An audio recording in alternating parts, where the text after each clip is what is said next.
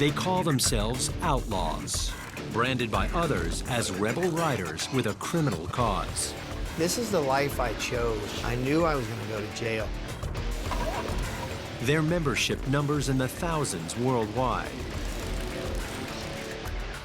Drug dealing, gun smuggling, prostitution, and extortion have earned gang members millions of dollars around the globe.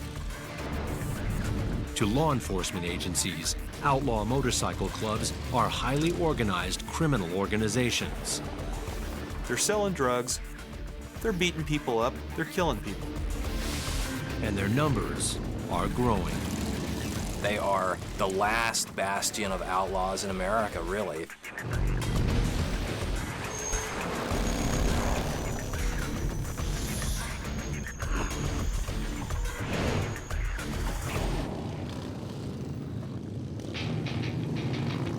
Outlaw motorcycle clubs are some of the fastest growing gangs in the world.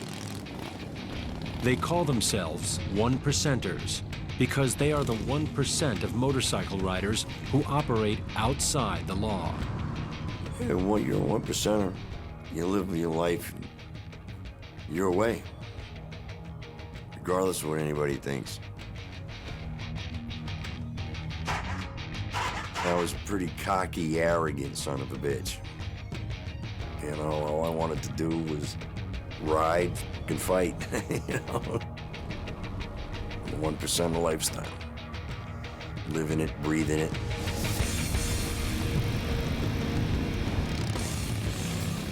Hells Angels, pagans, outlaws, Mongols, banditos. The names embody power and rebellion.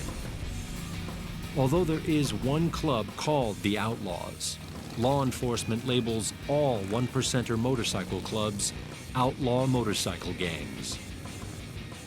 But when people call us a gang, I find that very offensive. You know, I've never been a part of any gang. We're not a gang, we're a motorcycle club. They're very dangerous. They're actively engaged in criminal activities.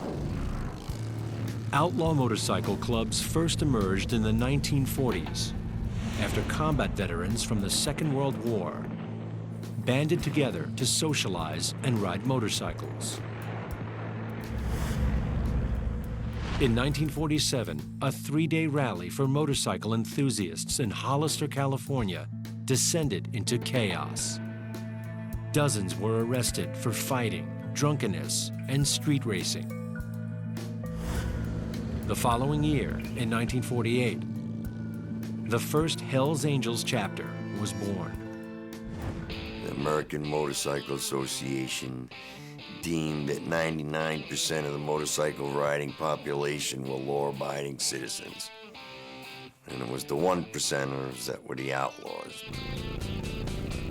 Shortly after the club's creation came the distinctive trademarked death head emblem and logo. Rival clubs sprang up and eventually joined forces. The Hells Angels now has 230 chapters across America and in 26 foreign countries. Back in the 70s, it was pretty much a lawless club. You know, you did what you wanted to do, partied, doing drugs, whatever, riding your motorcycle. It's kind of something that was real intriguing to me. Current members hold to a strict policy of never talking with the media. This member agreed to talk only on the condition that we hide his identity. We consider ourselves the elite of the elite. We are the best. We're number one. Us as a Hells Angel Nation, we don't hang with any other club. We're number one, and that's the way we want to stay. For decades, members of the club have been involved in assault, extortion, bombing, murder, and drug trafficking. Weapons and drugs go hand in hand with the Hells Angels. We're the baddest of the bad, and we can do anything we want to do.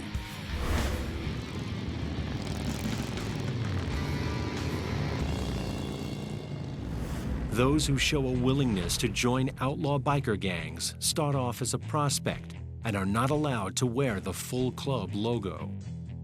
You got an initiation period of 12, 16 months, which consists of watching the bikes, you go out to bars and stuff, watch the clubhouse, doing duties around the clubhouse, stocking the bar, cleaning up, stuff like that. To become a Hell's Angel, you have to commit. Your life revolves around the club. The more you put into it, the more you'll get out of it. In the old days, you used to go out and there'd be one other member and you'd do a crime or something, and you'd be at a situation and you took care of the situation, you know, it meant beating somebody up or whatever. It helped you move up the statue a lot quicker and get you in the club. A prospect needs the votes of full members to wear the patch. I've known some brothers, they jumped out in fights and stuff, and they've been shot by rival clubs, and they've been voted in the following week. John Beal, the former president of the Maryland Hells Angels, became a full patch member of the club in 2003. I've been riding motorcycle clubs for the last 20 years. I was the talk of the town. I was one of the best guys. We were initiated as Hells Angels. Best day of my life. As soon as I changed that patch, I became this monster. From just the jacket I wore, I put that patch on and I paid the price. You know, I eventually was arrested. I eventually got charged with a bullshit crime, and I eventually did time. I eventually lost almost everything I owned because of that patch. But I would do it again tomorrow. John Beal was arrested on drug and gun charges after a raid on his chapter's clubhouse. Today, he stays close to the culture through his tattoo shop. Anyone who rides a motorcycle, I don't care, at least anytime you've ever put your ass on a motorcycle, you wanted to be a Hells Angel. Hells Angels was the best. The Hells Angels lifestyle includes patches, piercings, and tattoos of allegiance. The Hells Angels trademarked winged death head. 1%, glorifying the tradition of the 1%er outlaw status. You know, it is almost connected, tattoos and bikers. It's our lifestyle. We don't hold them back because we're worried what society's going to think about us. It doesn't concern us what society thinks. We're not going to let anyone tell us what we can and can't do. Across the country, police keep a close eye on 1%er motorcycle clubs. All clubs have common enemies, and it's law enforcement agencies. I mean, that's who's against every motorcycle club out there. I don't care if you're big or small. I don't care if you're 1%er. I don't care if you're a family club. If they can't control you, they're going to shut you down. Today, Minnesota police are bracing for the arrival of some of the most dangerous 1%er leaders in the country. The Hells Angels East Coast leaders are holding a secret planning meeting. In 4 months, the Minnesota chapter is hosting one of the Hells Angels' biggest gatherings of the year, the USA Run. Hells Angels runs are notorious for excessive drinking, drug use, and violence. Minnesota Hells Angels leaders have chosen Carlton, a small town outside Minneapolis, to host the USA Run. The Hells Angels USA Run hasn't been here in Minnesota since 1969. Every charter in the United States is going to send somebody here, at least usually 2 members minimum. And then there'll be members from around the world attending also. Motorcycle gangs are a tough nut to crack. It's a secret society. It's organized crime. The Hells Angels meeting gives police a chance to identify the men calling the shots for the gang. Inside this unmarked building, Hennepin County Sheriff's Captain Chris Omott holds his own secret briefing. Omott calls his gang strike force together to put in place a surveillance plan for the Hells Angels East Coast Officers Meeting, or ECOM. All right, guys, we're going to do some surveillance today on the Hells Angels at the clubhouse primarily. The econ meeting's supposed to start at 2 o'clock today. That's the intel that we have so far. His team will be documenting who comes and goes and relaying the information to law enforcement agencies across the U.S. This is the current president. Vice president. My understanding information we got, he's the guy in charge of the USA run this year. And I would say most definitely he's going to be present today.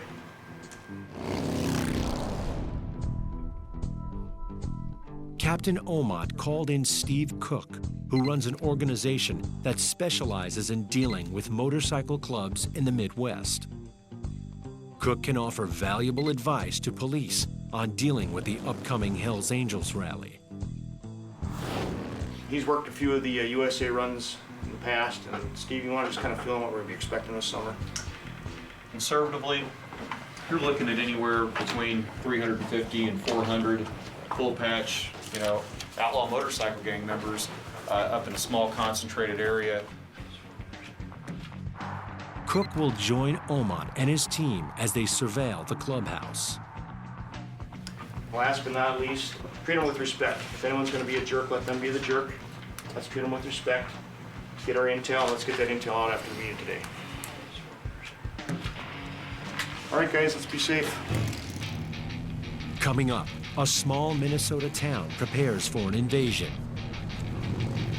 Later, police in Oregon brace for a gang war.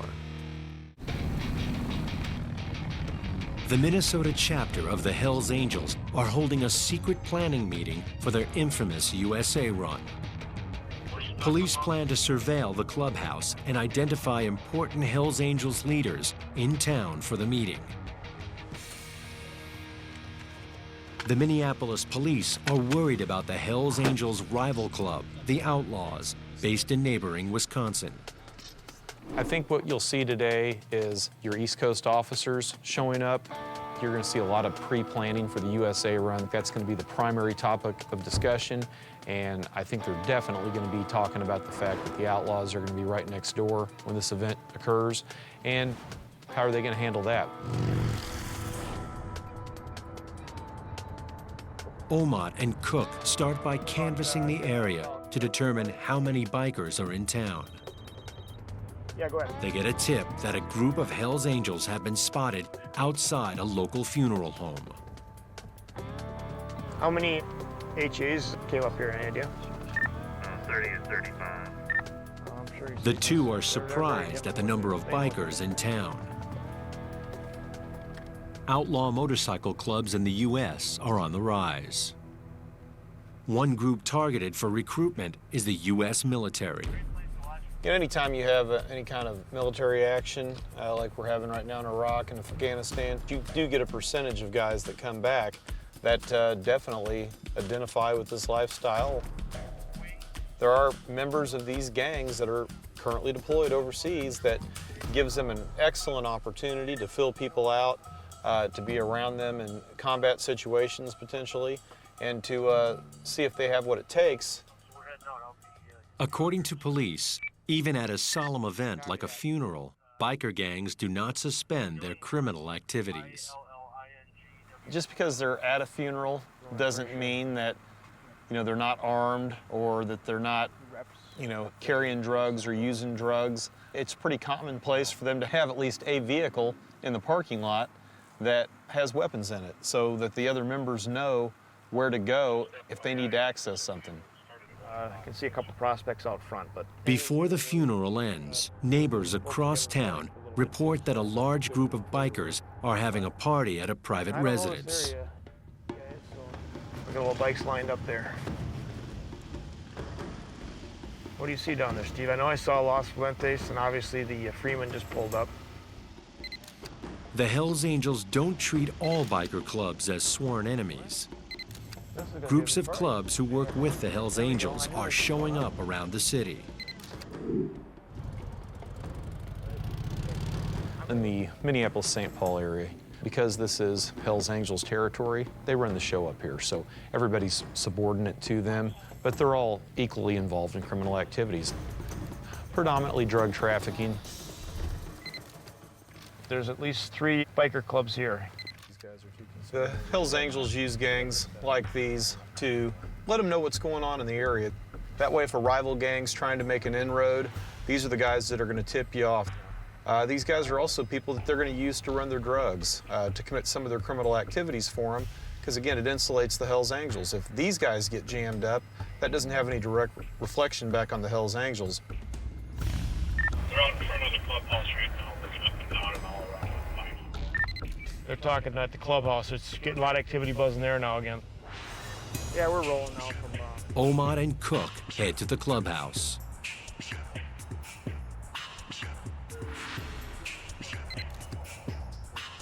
The Hells Angels have lookouts posted, a sure sign that something is going on. Yeah, Chris and Jeff were in the area. Outside the Minneapolis clubhouse, Omad and Cook are concerned. The vice president is now also on lookout duty, a role usually reserved for rookie club members called prospects. You got the vice president out there standing out on the street. That just seems a little odd. Captain Chris Omad, who is leading the law enforcement surveillance team, makes a difficult decision and feels compelled to break cover to find out what's going on. In a situation like this, I don't have an issue letting them know that I'm out here. And it's both for their security and our security. And I told him if there's any issues to give me a call, and he said he wouldn't do that, and the reason they wouldn't do that is because it's like being a snitch. They're not going to snitch, so. The vice president is tight-lipped and tells Omad he has everything under control. Omad isn't buying it. The East Coast officers' meeting is still hours away. Omad and Cook leave the Hells Angels clubhouse to continue keeping watch across the city. They soon get word that back at the clubhouse, a prospect drives off in a gray car. Omad suspects he's en route to pick up one of the leaders who's arrived from out of town. There's the Magnum right there. And there's our trail car right there. Gotta love technology. Gotta love it, yeah. Now, here's the car right here coming right at us, so I'm gonna just keep on driving like nothing's happening.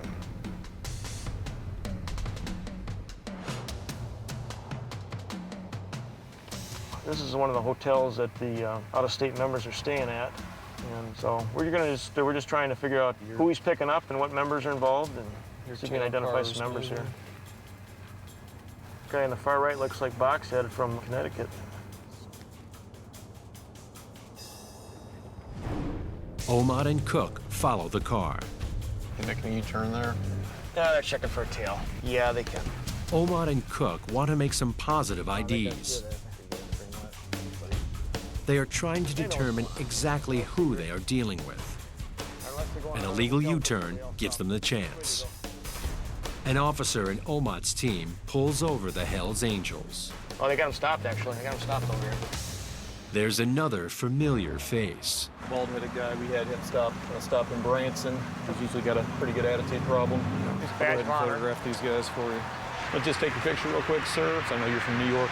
On my license, you can check all my You don't need my photo. Okay. You guys got your own database, you got everything. Okay. All right? I mean, be fair. You know, you're pulling us over, you're stopping us from just, being here. So if you want to, give us tickets or do what you got to do, then give us tickets. Okay. You guys are, dragging us out like, with some kind of, I don't know what. What I'm trying to say is we're going to do what we're going to do. Right, I'm going to take some pictures while I'm out here. Take a picture real quick, sir. One member was definitely a sergeant at arms. I did note that the sergeant at arms had his Tequila patch, which means that, he has assaulted a law enforcement officer before.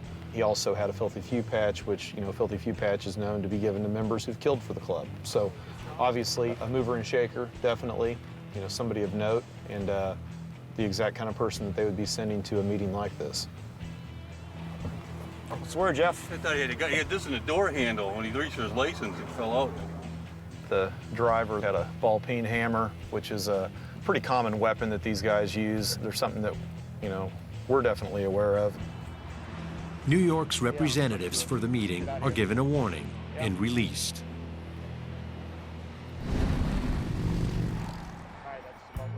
Back at the clubhouse, more than 50 delegates come and go.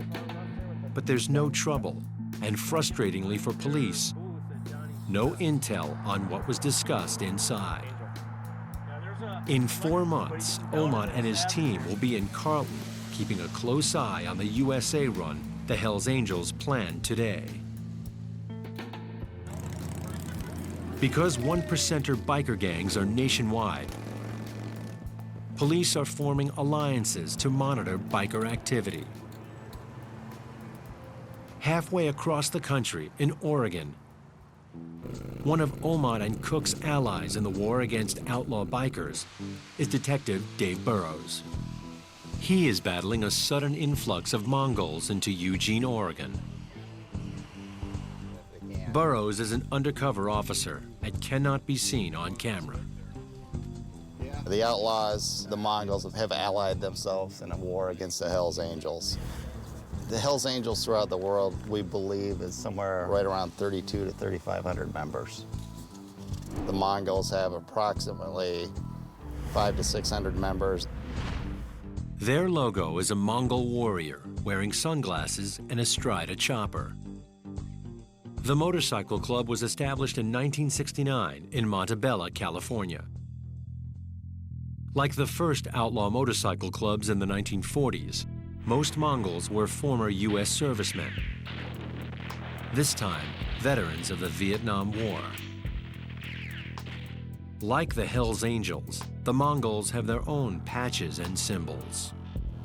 This is the Mongol skull and crossbones. I've been told by a Mongols member that this means that that person took care of business for the club. And what that means is they've committed some kind of act of violence on behalf of the club, either against another club or against law enforcement. The 1%er Mongol forever, forever Mongol. It's a 1% diamond. That means they consider themselves to be 1% of the motorcyclists who live outside the law. Coming up, federal law enforcement agencies infiltrate the Mongols Motorcycle Club. The Hells Angels target a Mongol leader. And the Mongols make a risky move, breaking protocol as they push into Oregon. In Oregon, police are closely monitoring the Mongols' expansion into their state. Years earlier, the growth of the Mongol Motorcycle Club in California sparked a violent turf war with the Hells Angels. Yeah, there was a lot of blood spilled, definitely. But that's what happens when you go to war. I'm not going to deny the fact that we're not violent. We're very violent, but only when pushed. I already lost one war in Vietnam. I wasn't about to lose another one. The turf war over California led to the deaths of several Hells Angels and Mongols. The clubs eventually reached a fragile truce.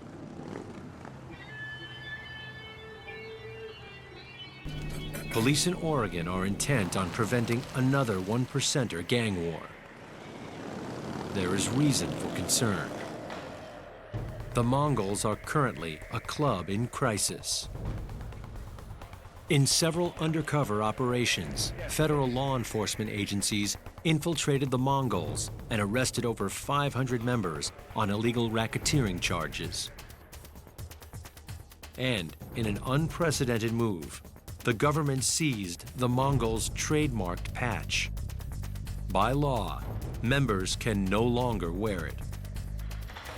The club has redesigned their colors and now wear a modified logo. I have the right as an American coming out of Vietnam fighting for my country. If I want to put on a Mongol patch and fly down the highway, that's my right. There's nothing wrong with that. You want to take my patch and have me not wear it, it doesn't mean I'm going to stop being a Mongol. You're just not going to know who the Mongols are anymore. Once you're a Mongol, you're always a Mongol. We're not changing into another club. We're not going to fly another patch. We're Mongols. Mike McCartney is a former member of the Mongols. We're the baddest of the bad, the hardcore of the hardcore. Our hearts are pretty much into this lifestyle 100%. We live and breathe and die for our club. There's nothing more of a natural high than riding with a pack of of your Mongol brothers. Just the rush of the roar of bikes going down the road, the roar of that sound. McCartney played a key role in the Mongols' East Coast expansion, often encroaching into enemy turf. In a dangerous move, he chartered a Mongols club in Hells Angels, New York territory. According to McCartney, the Hells Angels retaliated by greenlighting him. If you're green-lighted, that means there's a price tag on your head to remove you out of that picture. Because in their eyes, if you're removed out of that equation as a leader, 99% of the time, those guys that are under you are going to be scared to take off.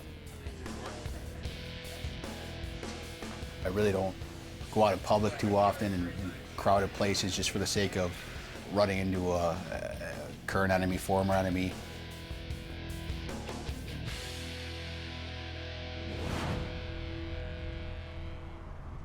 Currently, the Mongols are in a state of expansion. Last fall, the club quietly charted the first of 4 chapters in Oregon. Flying their colors and wearing the state rocker without the permission of Oregon's existing biker gangs could provoke turf wars. Reporter Brian Denson has written extensively about the Mongols for the Oregonian newspaper. We've had outlaw bikers in Oregon for a long, long time, since the 50s.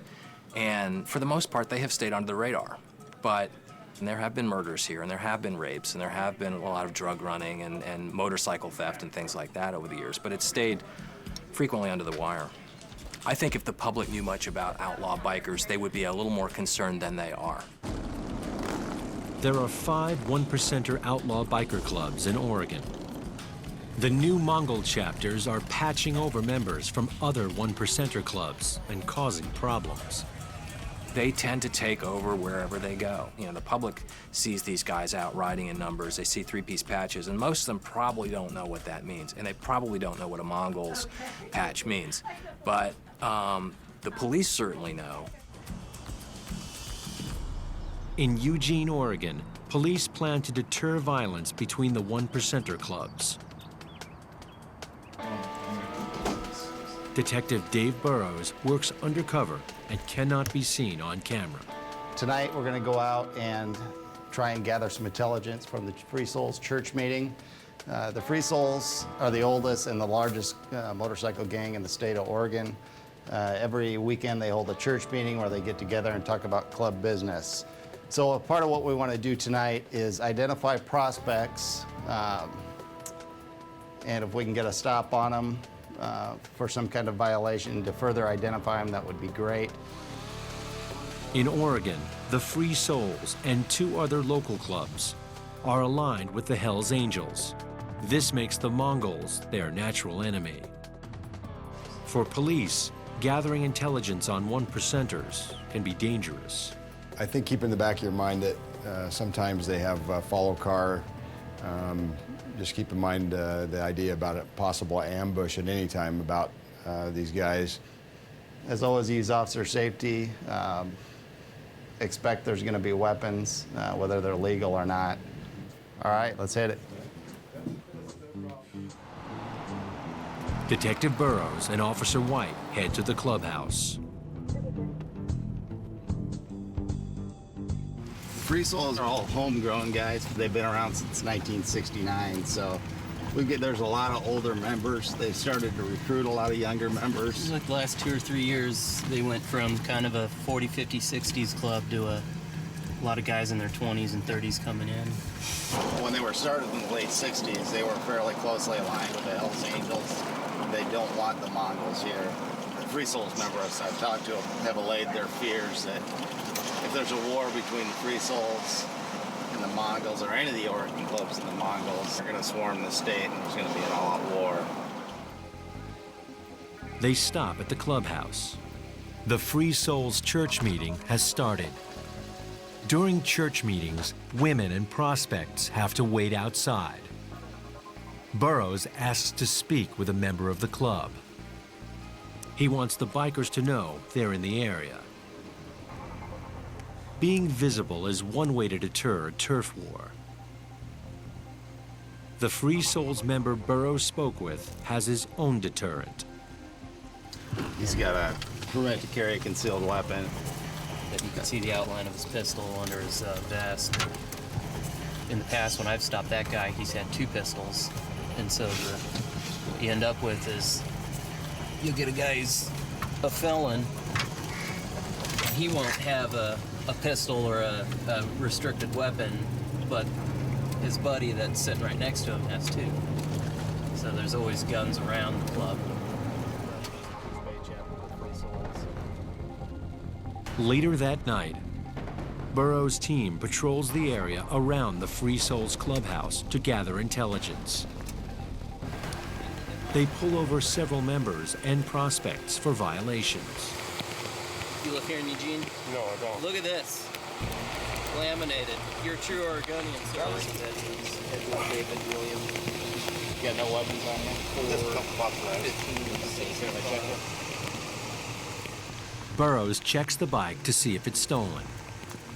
The VIN number clears. The biker is free to go. He had a couple of pocket knives on him. No firearms.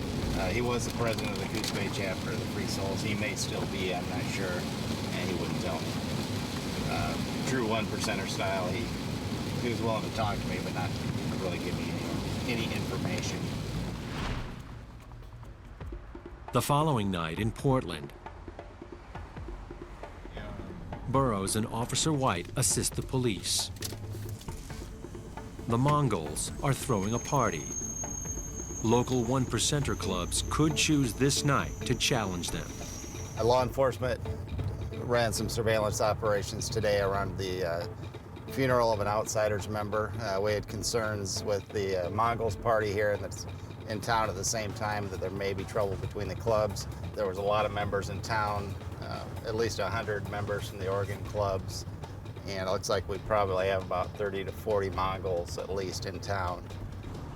Tensions are high. Police keep a close eye on one-percenter clubhouses and haunts. To our right is the clubhouse for the Gypsy Joker Motorcycle Club. They've been historically the most powerful club in Oregon. Officers are out in force tonight to prevent a violent confrontation between biker clubs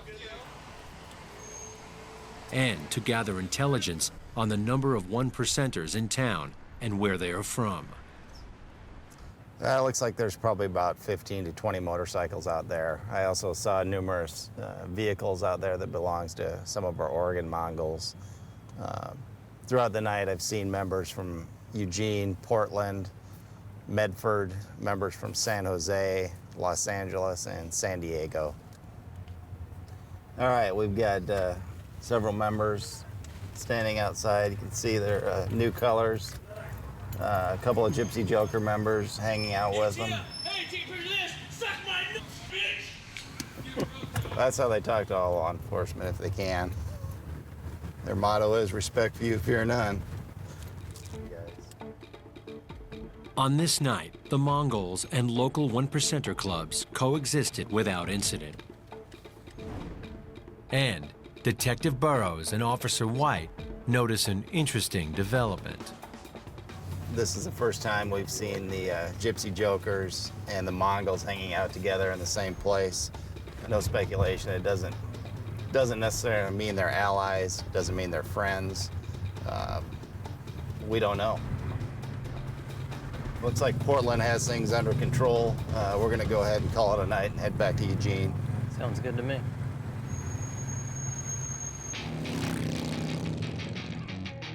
Coming up, the Mongols and Hell's Angels clash with deadly results. Police in Arizona prepare for an influx of the Hell's Angels. And 500 Hell's Angels come to small-town Minnesota for the USA run. Wherever outlaw biker gangs are battling for turf, there is always the risk of violent confrontation. The Mongols and the Hell's Angels have been at war for 3 decades. In Laughlin, Nevada, the public saw just how much the Mongols and the Hell's Angels hate each other in 2002. A truce between the clubs was broken when more than 100 Hells Angels and Mongols brawled on the Harrah's Laughlin Casino floor during the Laughlin River Run. At 2 in the morning, 40 members of the Mongols were partying at the bar in the casino when a group of Hells Angels entered. We showed up at the casino to confront the Mongols. I walked up and tried to stop it. The green arrow on the footage of this actual event follows Roger Pinney. There was a few brothers that were kind of trying to defuse the situation. I was making negotiations. I was a national pres. It was my duty, I felt, to go up there and try to stop this thing, because I know from experience, once that first throw, bottle, anything comes down, people are going to die. One brother, Ray, he didn't like what he was hearing, and he kicked the guy in the chest. From that on, it just was no stopping anything. We were pulling out hammers and hitting people, and it just escalated from one thing to the next. Knives, hammers, wrenches, bats, and guns were used during the fight, sending casino workers and players scrambling for cover. I saw an HA grabbing one of my brothers. I grabbed him from behind and pulled him off. And that's when I was stabbed 3 times in the back and thrown to the ground and kicked and punched. The deadly brawl left 2 Hells Angels and 1 Mongol dead. In total, over a dozen bikers were injured. Kind of a overreaction to a situation that I don't think needed to go that far, but we will do what we got to do when we got to do it. Despite their violent reputation, the Hells Angels claim they're held together on the strong bonds of brotherhood. A brotherhood that extends beyond the walls of prison. In Florence, Arizona, every year, Hells Angels from around the country gather for the Florence Run. The purpose of the run is to support club members incarcerated in several of Florence's 9 jail complexes. This is the 25th anniversary of the prison run. It started as a way for the bikers to show homage to their incarcerated friends and their clubs. We have a large police presence here just to make sure that we don't have any problems. Police anticipate 1,500 Hells Angels and affiliates will participate in the prison run. I need another set of barricades right here, all the way across. They set up barricades along the route. During the 2-day run, Hells Angels ride past the prisons and go into the town of Florence. For police and Hells Angels, the run went as planned. Historically, the Florence prison run has gone smoothly. The same cannot be said for the USA run. The last event in Montana brought rape allegations. And the year before, in Arkansas, a fight with members of a rival gang involved knives and baseball bats and left 4 people seriously wounded.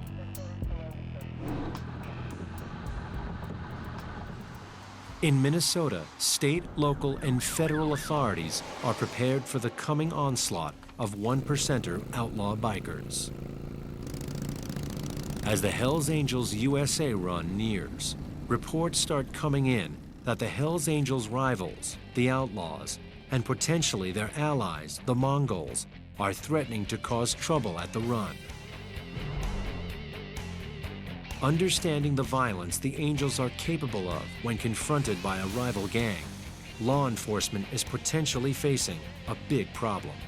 Getting in fights, getting shot, or warring with them is probably as common as you going to the store every day. We deal with it every day.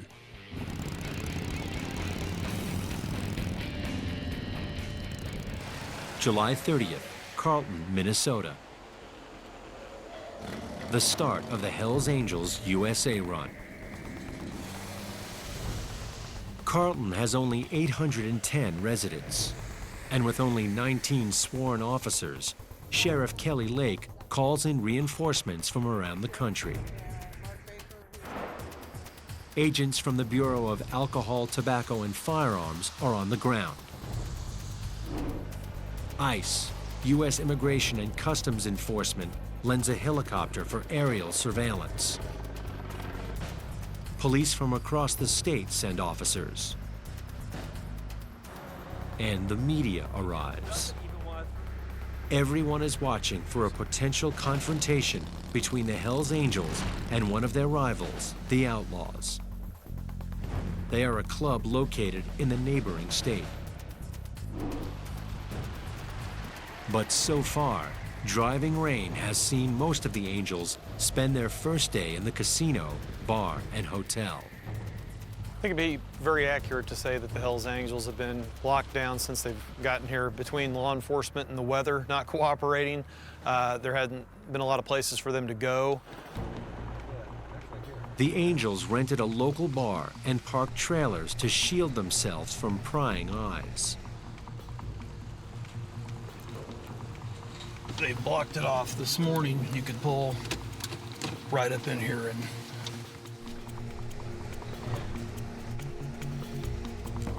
Word arrives from police conducting surveillance in Wisconsin.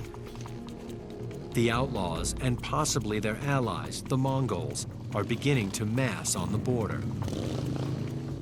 There's a real threat with the Outlaws being within 10 miles of where we're standing. All it takes is for one or two members get a little, liquor in them, and next thing you know, it sounds like a real good idea to, hey, let's go flex our muscles, beat our chests a little bit, let's go drive to where the Angels are, see if we can find one out.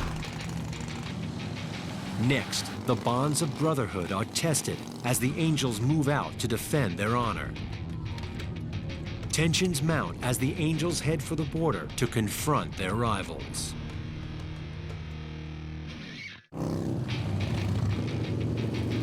Hundreds of Hells Angels descend on the tiny town of Carlton in northern Minnesota for their annual USA run. For 3 days, an uneasy peace has been maintained through a heavy police presence. But now there's a new threat, as several chapters of the rival Outlaws Motorcycle Club have been pouring into the nearby state of Wisconsin, less than an hour away. Each group is prepared to do whatever it takes to defend territory. For the Outlaws, that includes Wisconsin, while the Angels claim Minnesota. All week, the heavy police presence has managed to keep trouble to a minimum, and so far, their sworn enemies, the Outlaws, have not crossed from nearby Wisconsin. Law enforcement is working around the clock to try and keep the two clubs apart. They fear a clash in Carlton could have national implications. It's the last day of the USA run. Many Angels will be heading for an even bigger rally at Sturgis, South Dakota, when they ride out of town in a matter of hours. The police know that if there's trouble in Carlton, it will escalate at Sturgis. Steve Cook wants to personally size up the potential threat and travels to Wisconsin. They're going to go at it at some point, somewhere. It's anybody's guess where that's going to happen at. Only God, the Outlaws, and the Hells Angels know when that's going to happen. We are approaching Superior, Wisconsin. Right, this is where we understand that the Outlaws are congregating, and we're going to kind of drive over here and just kind of take a look, see what kind of numbers they have, see what their attitude is, kind of get a feel for them, if they look like they're on watch, on guard, see if they're amped up at all. There are outlaws, but no sign of the Mongols. Cook is also relieved that there is relatively few of them. Fearing a deadly clash between the rivals, the next morning, police deploy aerial surveillance to monitor those on the move from Carlton. It's almost like psychological warfare. They're flying over the top of the Hells Angels. It's a high intimidation for them.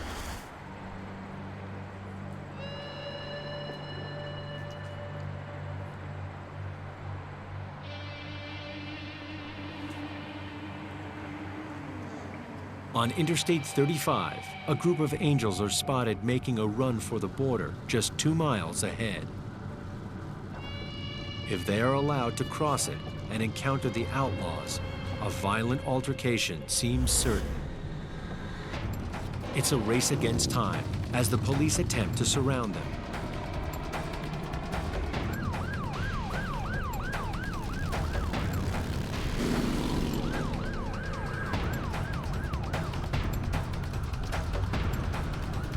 The angels are corralled into a parking lot where they're searched for weapons and questioned. Eventually, they are allowed to leave.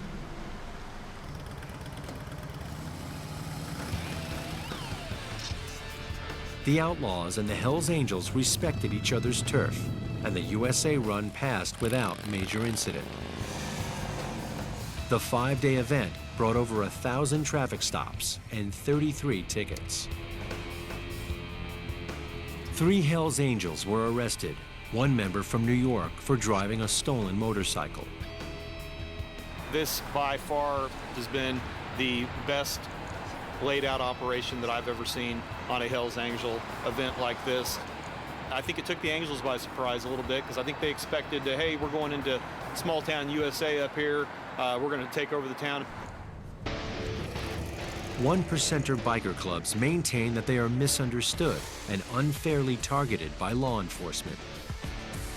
However, those who monitor the organizations insist that for many members, the clubs are simply a cover for widespread violence and criminality. The Hells Angels motto sums up the 2 points of view. When we do right, no one remembers. When we do wrong, no one forgets. There's a mystique, I would say, about Hells Angels. 1%er clubs. There's a mystique to it. It's like that saying goes, for those that understand, no explanation is needed. For those that don't understand, no explanation is possible.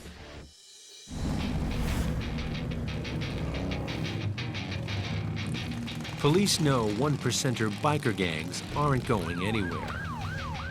We're going to do what we have to do to get the bad guys. Obviously, within the law, we kind of view it as if we, don't get you today, we'll get you tomorrow. I think in this country they'd have to change the Constitution first before they could outlaw Hells Angels. The club has always been very good at overcoming and adapting. Hasn't been around this long by accident, that's for sure.